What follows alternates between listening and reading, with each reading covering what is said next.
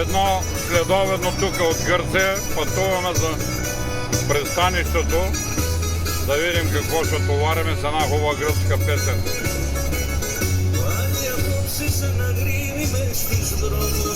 Με τη λίγη απουσία σου και λιώνω. Τα αρώμα σου στον αέρα να γυρεύω και τη μέρα απ' το πόνο να ματώνω.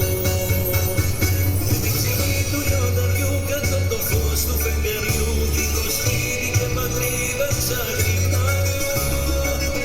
Με το βλέμμα του αϊτού εκεί ψηλά στο ουρανό τις φεγγούγες μου μετράω και πονάω. Το φως του φεγγαριού, δίχως σπίτι και πατρίδα ξαγρυπνάω. Με το βλέμμα του αϊτού εκεί ψηλά στο ουρανό τις φτερούγες μου μετράω και πονάω.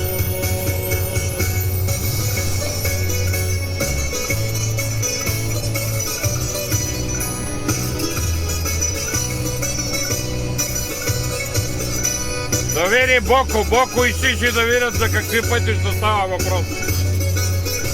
Не трепва камиона, а не да казват какви пътища са направили. Тук има хората за какво да плащат.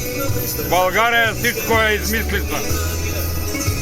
Само дет си даваме излишно парите.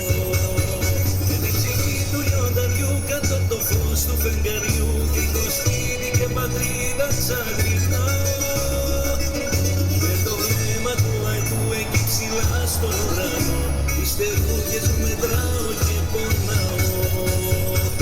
Με τη ψυχή του λιονταριού κάτω από το φως του φεγγαριού δίχως σπίτι και πατρίδα ξαγρυπνάω. Με το βλέμμα του αϊτού εκεί ψηλά στο ουρανό τις φτερούγες